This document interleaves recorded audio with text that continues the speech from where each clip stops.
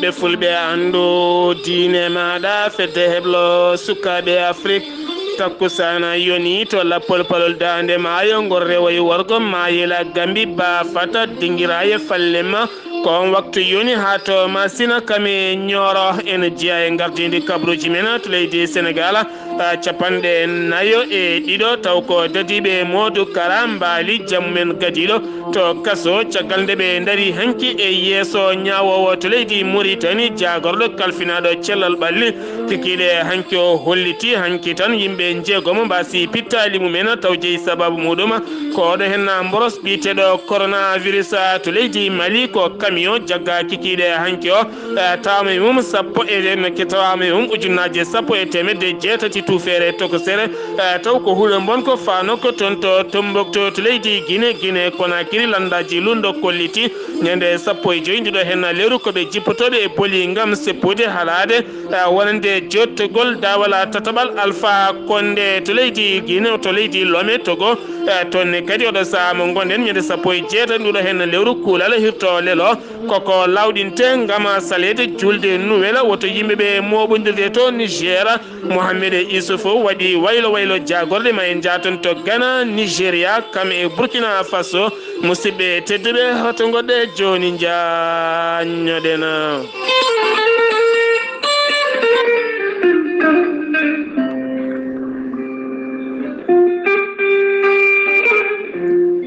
ceerno Djiby Sy gandol lasarari laaɓaɗo ƴewgal bittuɗo leɗɗe ha heeɓi hen ko laaɓi ceerno Djiby Sy safriyenke ngana ñabbuji cuuɗiɗi e nder ɓalli omo jogui leɗɗe ɗe ganduɗa ene safra hen banggue kene wona sappo e tati rafi woni hen leɗɗe kadi ene safra ha sappo e jeenayyi rafi ceerno Djiby Sy ene jogui usula omo jogui pegge ndenka e kisal omo jogui siroji wonande ɗe yimɓe kutorto beele kadi mbawa hebde hen cellal mumen ceerno Djiby Sy ene yawrani debbo donkuɗo ɓesnude kono ne kadi neɗɗo gonduɗo yoga e ñabbuji teskiniɗi sa jokkodire ceerno Djiby Sy ma heeɓen ko ɓuuri ladde ceerno Djiby Sy ene andina yimɓeɓe kala omo humpiti listihar kala ɗo gonɗa sa jokkodire makko mawo ƴewane ha wayno comme onon gurduno gurdam juɗɗam e kala saɗa haalnamo goƴaji maɗa sa yiiɗi hebde ceerno Djiby Sy taweteɗo to Nouakchott lamorgo leydi Mauritanie leegal bitegal annetet mbatta ko 00 222 47 22 80 84 00 222 47 22 80 84 so tawi a yeehi ha to leydi Mali ñoolo mango ma taw toon biteɗo ceerno Samba Sy kanko ceerno Djiby Sy omo jogui toon pharmacie makko ko on hetti hen tonggode on noon mbatta ko 00 223 90 22 94 71 siftinde on ceerno Djiby Sy ko laaɓɗo reedu cafrowo hay so tawi joomum ari ene ardi juuɗe ɓoole hotata juuɗe ɓoole so wona on janowo hoore walla ni mbiyena mo seeɗineji mbahliti hoore muma ɗum noon mbadden dando fade ceerno Djiby Sy mi dañi bela mi hirnama bela yoro mi joftay bela hayo bela yoro mi dañi bela docteur Djiby Sy wittiyanke safriyanke mo jomiraɗo rokki sellinde o saaha mo gonɗen docteur Djiby Sy jeyaɗo to Kidira so tawi ari ha to juma mawɗo mo Kidira docteur Djiby Sy woɗɗani ɗon ne tawi nder région mo Tambacounda walla ni so tawi ari ha to région de Matam ayi wuuro Matam aɗa fayi wuuro Sogui ma tawɗon base docteur Djiby Sy so tawi ari ha to Dakar legal bitegal Kermassar woɗɗani Bouna sa ƴetti bisa wilimare tampa ma tawɗon pharmacie docteur Djibiso kala leɗɗe e siroji ɗi jiɗɗa ma humpito keɓa hen ko laaɓi. docteur Djibiso ene jogui beelema oɗo saaha haalande dendagal hoɗɓe lappol polol dande maayo ngol banggue rewo woni Mauritanie ɗo hen nayi yontere ma on jiimo toon to magama ha e lappol ngol kala wonande jinnoɗo yiide docteur Djibiso cabboɗe ma on jiimo joni joni. docteur Djibiso ko safriyanke ngana ko wayno ñabbuji cuuɗiɗe nder ɓalli ko wayno fibron kyste hémorroïde prostate kono ne kadi ɗo ɓuutowo gonduɗo e hoore musore ɓuutowo e kala saha ɓandu wuloru gonduɗo e diabète gonduɗo e estomac e gueɗe goɗɗe kala.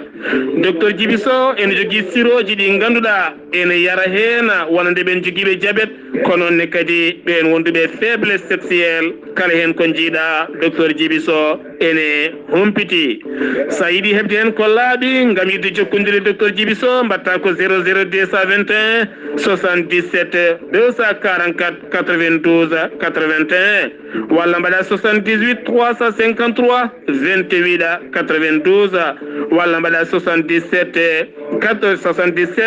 924 16 81 walla mbaɗa 77 341 96 51 so tawi noon ko numéro makko WhatsApp mo leydi Mali mbatta ko 00 223 70 85 72 47 mbadden dando faade docteur Djibiso mo Allah rokki sellinde o saaha mo gonɗen.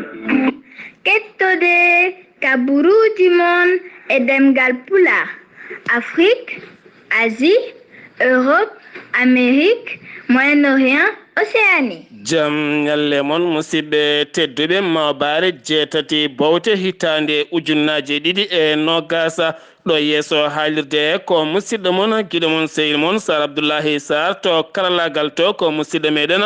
Saydou Abouba siftindon tan kala e moon jiɗɗo yebde gueɗe Weltare TV so tawi yeehi toon to YouTube a tappi Weltare ɓiɓɓe fulɓe TV ma yi kala ko Weltare ɓiɓɓe fulɓe waɗata mbawa abonde toon keɓa kala ko jiɗɗa e jewte ha e nate ɓossoje kala kabruji men ɗemgala Pulaar jagorɗo kalfinaɗo cellal ɓalli mo leydi Sénégal arti e oɗo hen mboros subaka hande o koɓe temedde jeetato e capanɗe nayo e nayo ƴewndaɓe tawa ene jogui oɗo hen ñaw ko capanɗe nayo e tato ñalawma hande o ene hakkidi gaga ñalawma hanki kam e ñalawma heccanki o kala oɗo saaha ene hakkidi no feewi ko wona ɗum kono wa arti e hollirde wonande capanɗe nayo e ɓe capanɗe wonande capanɗe nayo e tatto wonande ɓen tawaɓe ene jogui oɗo hen ñaw coronavirus hen sappo e nayo ko ɓen tumanoɓe ene jokkodiri e ɓen joguinoɓe oɗon ñawa hen tato guitti on ñawa ko bowala leydi Sénégal toon to aéroport guitti ɗum ko caggal leydi Sénégal hen nogas e jeegomo ko rabaɓe andaka rabɓe ɗumen koni hen yaari ɓen rabaɓe to mariste ko nayo nonne kadi rissa tola ko nayo Matam ko tato no kadi Saint-Louis ko tato Diourbel ko ɗiɗo Dakar Plateau ko goto Fann ko goto Kaolack ko goto Louga goto Sicap Mbao ko goto Thiès ko goto Yoff ko goto capanɗe joyo e jeetato keeɓi cellal mumen subaka hande o sappo e goho oɗo saaha koma ballite e fofando ha joni koye leydi Sénégal keddoɗen ma en garte ko fate banggue communiqué laamu leydi Sénégal siftindon hoorejo leydi Sénégal yaltinino miijo heeso wonande kala balɗe sappo e joyyi ma jagorɗe kala jooɗo ɓe kuccodira e jaydeli gam wadde toɓɓe golle mabɓe ɗen toɓɓe noon jogori waɗede ko ñalawma ɓaawo janggo woni alhamisa kono kadi toɓɓere ɓurde teskede koko fate banggue oɗo hen mboros gonaɗo e dow muɗum ko wona ɗum ko kadi jagorɗo kalfinaɗo ko fati e ndema ma artu toon ko fati e banggue yoga e gueɗe demaɗe oɗo saaha ko fati e jeygu muɗum ha joni koye Sénégal keddoɗen ma en garte ko fate banggue gardiɗo médical école janggo taw ganduɗa ko jagorɗo kalfinaɗo jangde mo diwan Matam woni Aliou Dia wati hollirde wonande oɗo saha mo gonɗen teskama toon to diwan Matam kene wona jangguinaɓe yonɓe tawama ene jogui oɗo henna ñawmo coronavirus kono kadi sikke ala oɗo saha ko rentade kono kamɓe kala ɓe ƴettama charge ko fate banggue laamu ngu beele kadi ɓe keeɓa cellal mabɓe ha ɓurta ɗum noon oɗo saha ko wiyede tan moni kala ɗo woni nde wawata suumade soɗo juuɗe mum wasa jaɓodire ko fate banggue ɓattodiral woni hen hewɓe noon ene mbiya ko politique kañumen gondaka ɗum ko politique wona politique cuumoɗa kinema mbasa rokkude neɗɗo junggo ɓurata wonandema gartam hayso tawi woni ko politique an hoore maɗa mbawa rentade to leydi Sénégal keddana joni ma en jaa ha toon to Tambacounda jaltugol aduna sous-préfet tawetenoɗo e nokku biyeteɗo couleur on kadi yalti aduna kikiɗe hanki o e nder suudu makko kanko biyetenoɗo Pape Ibrahima Ndiaye kanko wonno sous-préfet diwan couleur noon ne tawe e nder falde Goudir région mo Tambacounda caggal noon procureur kam e gouverneur mo Tamba jehino toon ene wonde gendarmerie mo Tamba kam e sapeur pompier ɓandu makko nawama toon to morgue hôpital mo Tamba ngam oɗo saha yurnitede holko jeeyi sababu yaltude mo aduna caggal teskede omo selluno ha joni koye Sénégal keddoɗen ma en jaa toon to Thiès suka gorko biyeteɗo SA Ngom jaranoɗo e duuɓi nogas e goho taw ganduɗa ko élève janggowo to leegal biyetengal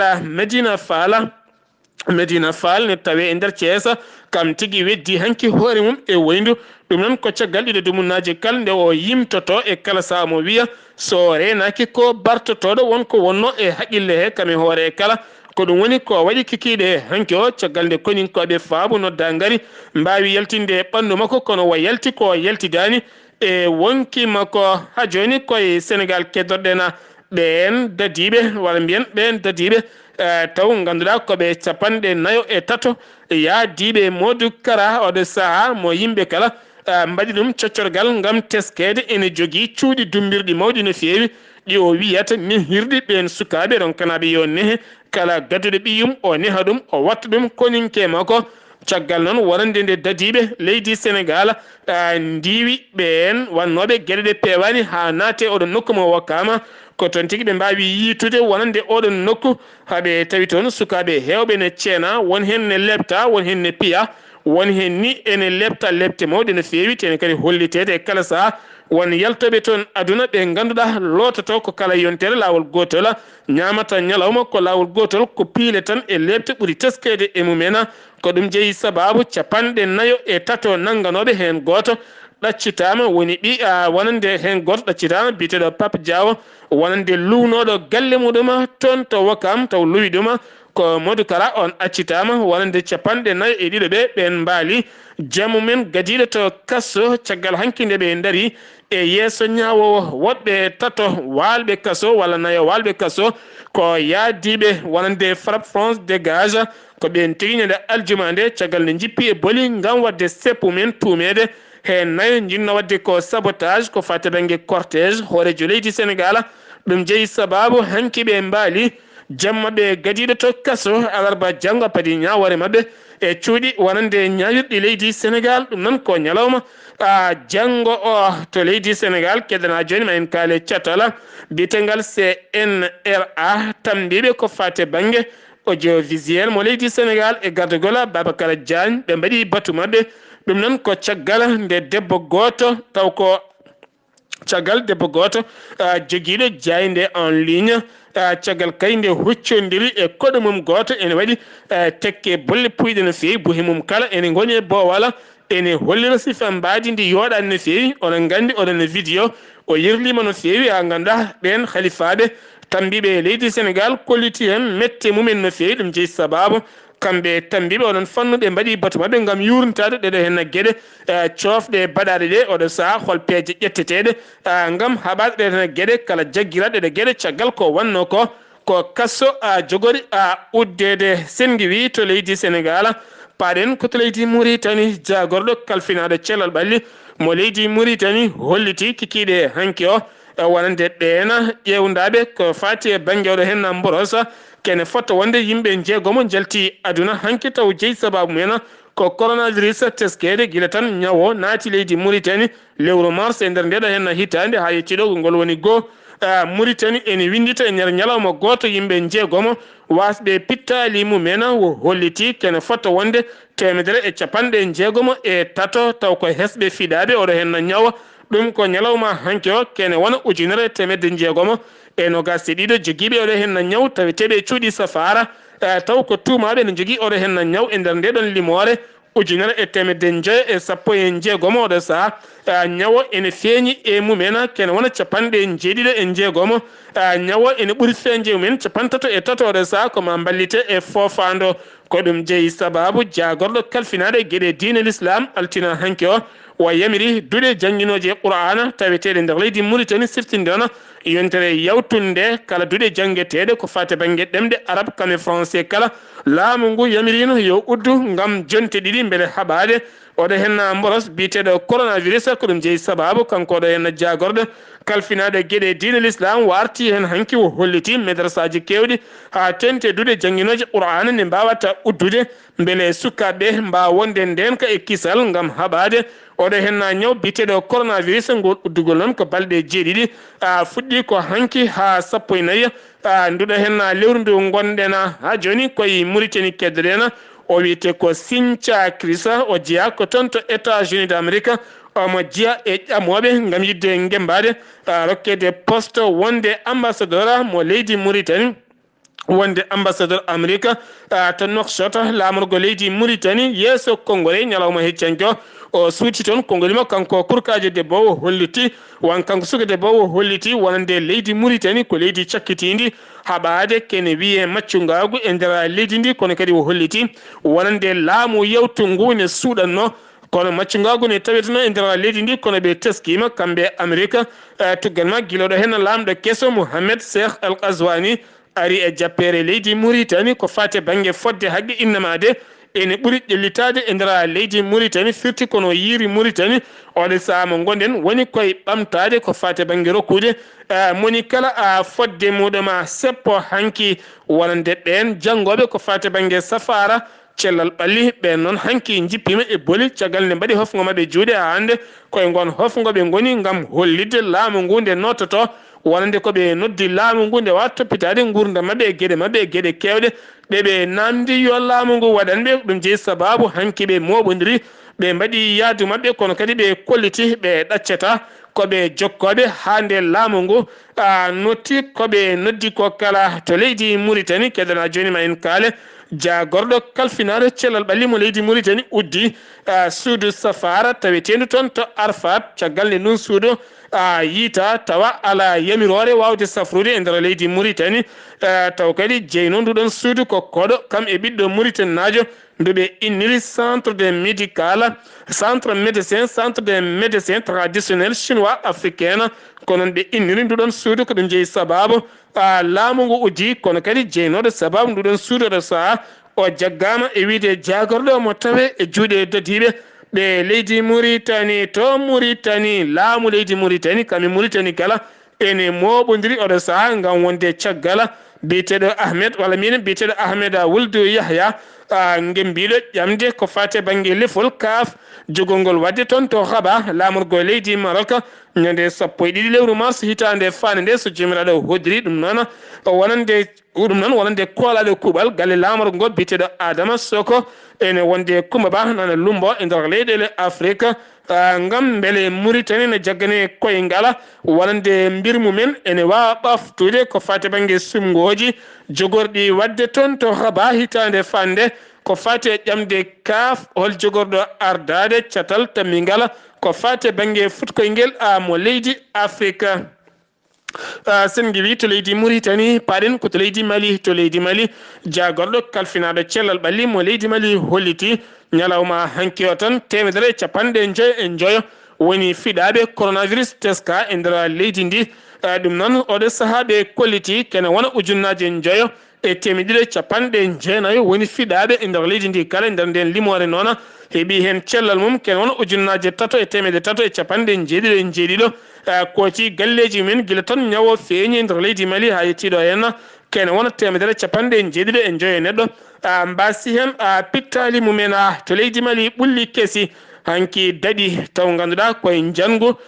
wonnongo e fewjede kene fotta wonde nokkuji jeegoma ubbaji ubbe ko ɗum jeeyi sababu fama yiitino ɓeɗon ubbe ha wawi tigui habtade ittiɗen boni ɗum caggal nde ɓe kabtino fewi catal bitegal a gatta gam habtade pelle ceɓɓitiɗe taweteɗe e nder ha falde ɓulli kesi nde tawno ɓulli kesi ko nokku janguji e kala saaha woni ɓen ɓe daɗani e nguɗana jangu ko finoɓe e nokku biteɗo goma kuro ɓen noon yani mumen ko worɓe joguitiɓe won hen gonno koye motoje won hen goni koye werla mo hinde pikkoɓa caggal nde ɓe naate ngoɗon wuuro ɓe dañi yoɓade pittali yimɓe tato jeegomo gañim hen gañande mustene fewi caggal noon wonande nde ardiɓe ɗen guure gonno e dogde koyɗe jaam hakkude fulɓe taweteɓe toon kam e wayomɓe hinde dosso en taweteɓe toon beele jaam duumiɗo ene arta kono kadi oɗo saaha pelɓodiral fuɗɗitima ummitade caggal nde wañoɓe kolliti tuumi waɗi nguɗon jangu ko ɓeena fonnoɓe doganede koyɗe jaam beele jaam duumiɗo ene arta toon to hakkude leydi to alaɗo yano firti ko artiɗo wonno communiqué publié wonande communiqué jaltinaɗo wonande groupe territorial wiɗuma ko nouvelle horizon taw ganduɗa ko lieutenant colonel Sunkalo Coulibaly wo holliti wonande dadiɓe hewɓe tambinoɓe nden ka e kisal Bamako oɗo saaha yogay mabɓe goni koye yowede tene kadi ma kuule cattuɗe pawe dow mumen caggal teskede ɗiɗo hen lebbi Bamako nana tan ɓuydi hewde bandiyagal kame guyka wona jamma wona ñalawma ɓene mbarde bone téléphone aji ɓene mbarde bone haalisal seeɗa ɓene mbarde bone motoji caggal nde wuyɓe keewi e nder lamorgo leydi Mali ɗum jeeyi sababu holliti kamɓe ɓen yurnittoɓe golle ɓen dadiɓe ɓoyata ha dadiɓe yonɓe ma jowe e golle men gam teskede aɓe ɗacca postoji mabɓe e kala saaha walla ni jiiya hen saaha dadiɗo heɓa téléphone mum tan jooɗo nata e WhatsApp wonay haalde ne jala walla ene woni e Facebook ne acci ko fonno toppitade walla ne jooɗi yoga e nokkuji ne mbaɗa ataye ne jewta taw wona nden kay kisala joƴƴini ɗumen ɗon ɗum noon oɗo saaha maɓe jaltin kayitol gam hadde kala kene wiye ko ninke gonɗo e poste tambiɗo nden kay kisal hutorade téléphone ni yarde attaya ni jooɗade ene haalda e yimɓe ne jala ne tinda ene daara e wideɓe maɓe jurnitoɗen gueɗe yoga e mabɓe ko ma jowe commissariat de la police 3e arrondissement ɓe teeɓima taw ko camion guiwnoɗo nokku biteɗo banque nokku biteɗo banankubogo ɓe nangi toon camion goto tokoso camion noon julno ko ƴulɓe kono kadi tawama e nder camion kene fotta wonde ujunnaje 100 tufere tokosere taw ko huuɗo bonko mo nder muɗum woni million ngaji nogas walla mbiyen temeɗɗe 16 million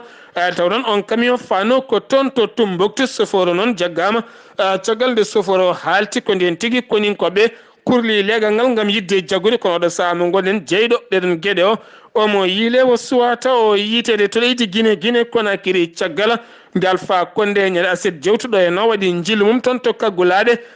mo leydi Guinée Conakry ko toon o dañi sudde konnguli makko oɗo saaha gam hulɓinde wonande landaji lundo ha tenti ɓen ardiɓe pelle ha tenti kadi inde nde o haali o wi hayso tawi woni ko coordinateur Haalpulaar tambiɗo ndeɗon fedde so jippima e boli janƴe mum ko kaso ɗum noon o haaldata koye Alhaji Ousmane Fatta ko caggal nde ɓen kolliti ma jippo e boli gam hollirde metti mumen ko fate wargoji kame hagge innamade no yaɓɓira e nder leydi Guinée ɗum jeeyi sababu kanko Alpha Condé o holliti o haalni hoorejo jagorɗo leydi Guinée kam yoga e jagorɗo yoɓe kalan ɓen lundiɓe taweteɓe leydi ndi kala jippiɗo boli so tawi nanggama dumbama woto namdo walla woto woɓɓe mbi holko saabi hoorejo leydi ndi dumbi ɓeɗo ala ko luwa hayso tawi woni yani koye makko kanko Alpha Condé koko yawtata jeeyi sababu ñande 15 nduɗo hen lewru ñande 15 fandu ñande 15 nduɗo hen lewru woni 15 décembre woni jottogola dawal tataɓal Alpha Condé e jappere leydi Guinée pour duuɓi jeegoma ɗum jeeyi sababu IFDG landa selludiren diallo kam e ANAD ɓe kolliti kamɓe kala maɓe moɓodira ngam salade wonande jonde Alpha Condé ɓe keptinan ɗuma ko lamɗo leydi ndi to Côte d'Ivoire tambiɓe golle galle lamorgo to ɓe dokkiri taw ko lettere wonande bismango Alassane Dramani Ouattara taw bismi ko ari kona beje ɗum noon waɗata ko ñande 14 woni altine paɗe ñande 14 nduɗo hen lewru ndu gonɗen wonande kankoɗo hen Alassane Dramani Ouattara ma o jotto e jappere leydi ndi wonande manda makko tattaɓijo kono noon yaadiɓe ari konaɓe je kolliti kañumen jadani hen oɗo sa noon kanko ari konaɓe je omo dari e hakkude yidde wiide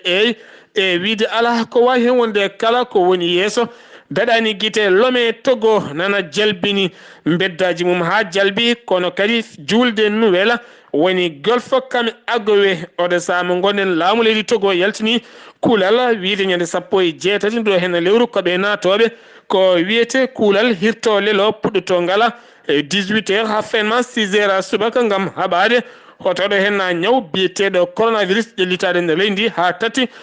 lewru janvier hitande ujunnaji ɗiɗi e nogas e goho hitande fande ɗo hen to Niger Mohamed Issoufou ko hoorejo leydi ndi wayli jagorɗe ɗe mo laamu mum heddi seeɗa tan e iwde mo e lefol laamu o wayli jagorɗe o toɗɗima ken wona 40 jagorɗo kono kadi hen gonnoɗo jagorɗo makko oɗo saha kam tigui o gembi beele wawa lomtade mo e lefol laamu on wujogori ƴamde e landa makko biyete ka PNDS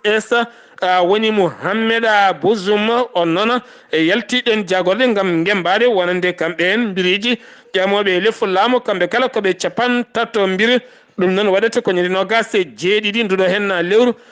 toon to Niger to Ghana sumgoji baɗɗi ñande 7 nduɗo hen lewru woni tan 7 nduɗo lewru ñalawma hanki o wonande résultat ji ɗi nana puɗɗo tan yaltirde seeɗa seeɗa kono teskama wonande landa NPP kame NDC wonande nana Akufo-Addo kame John Mahama kamɓe ɗiɗo poti rip oɗo saha mo gonɗen kono noon teskama landa lundoka daɗimo seeɗa to banggue sarɗi yankoɓe ko wonde kala nana yaltira seeɗa seeɗa ma en garto hen sen keeɓi ko ɓurɗo hen ladde to Nigéria yuwi toon bateau ene wonno hen 11 police taw ganduɗa koye état mo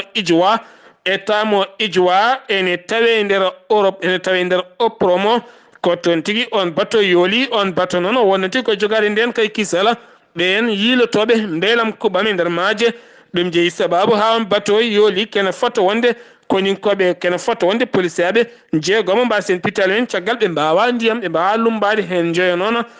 pabama e wiide chef de police mo diwano accident musto baɗɗo subaka hande o lawol hakkude Wagadugu kame Bobo Dioulasso nokku biyeteɗo Bomoro taw kadi o werlaji ɗiɗi hen werla goto ko werla tourisme en kañum tigui felɓodiri e werla goɗɗo ha ganduɗa waɗi kene foto wonde yimɓe ɗiɗo wasɓe hen pittali mumen waɗi kene foto wonde yimɓe 10 gañiɓe hen ɓen 10 gañiɓe hen tatto ene goni e musala no fewi musidɓe tedduɓe ɗum ɗo hen wonno kabruji garande en ñalawma hande o ɗo yesso alirde ko musidɗo moon guiɗo moon sehil moon Sar Abdoullahi Sarr ketkimalaki jaam yo jaam Allah hiran en